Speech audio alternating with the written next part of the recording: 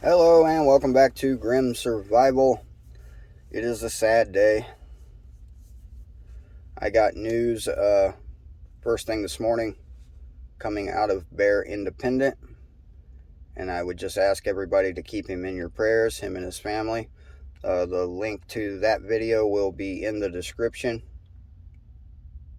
And yeah, prayers are needed. And I know the feeling very well, actually. Several years ago, my dad had passed away due to an illness known as Lou Gehrig's disease, otherwise known as ALS. And I wasn't very close to him for most of my teenage years, and I moved away in, my late teens, early 20s, and we didn't talk too much over quite a few years. And then after my mother had passed away, we had gotten a lot closer, and then he got sick, and over the course of about a year, his health declined drastically and got to the point where he could no longer speak or move around very much, and it was really hard to communicate because of that, which was hard for me. And then he went. I remember the day very clear. I was in the hospital because he needed to go. He was living in our house for about that last year and a half because he was unable to take care of himself properly. So we basically, he was a very stubborn man, and we basically made him move in with us because he was still trying to drive and still being himself, as I would expect anybody to do, especially in that type of situation.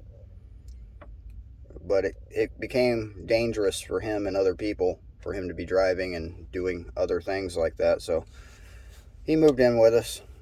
And yeah, I remember the day very well. Like I said, I was there in the hospital with him and my wife, and we had been there for several hours, and he was just resting, not awake really. And there was an order from the doctors, which is a decision I had to make because I knew his wishes, that he just wanted to be left alone and let it happen. So I had to make that decision with the doctors because he was unable to speak. And I remember we called the hospital chaplain in, and the chaplain came and said a prayer with him, and he seemed much more comfortable after that. And I had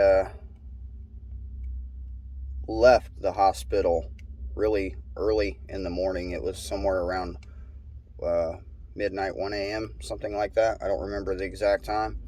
And I went to the house, which wasn't very far from the hospital at the place we were living at the time. It was about a 5-minute drive. And I remember I was the oldest child was there watching the rest, so I had brought food from whatever fast food drive-thru was open to them, to the oldest, because teenagers, they don't sleep when they should. And I was sitting there for maybe 2 minutes after I dropped off the food. I went in, I used the restroom, and I sat down for a minute to grab some stuff. And my wife called and said he had passed right then. So, yeah, I know the feeling very well. So I'm just putting this out there for people that have compassion, people that have understanding in situations like this, to just keep them in your thoughts and prayers. I would consider it a personal favor, and I thank everybody for doing so. And that's all for this one. Excuse me. Ugh. Yeah. Bad day. Bad day all around.